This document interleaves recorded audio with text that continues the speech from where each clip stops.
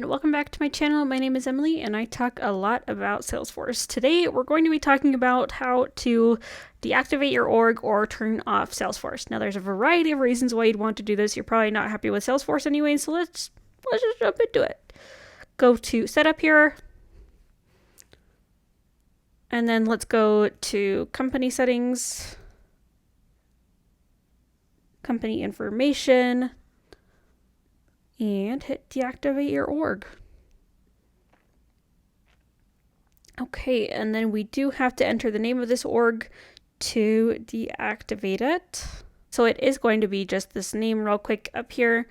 For me, it's called Cloud Consulting, and then you can deactivate it. First 30 days, of course, you could read is going to be, you can reactivate it. Second 30 days, it's locked, and you have to contact Salesforce customer support. And then after 60 days, it is completely deleted and irretrievable. So go ahead and deactivate your org. Just keep that in mind.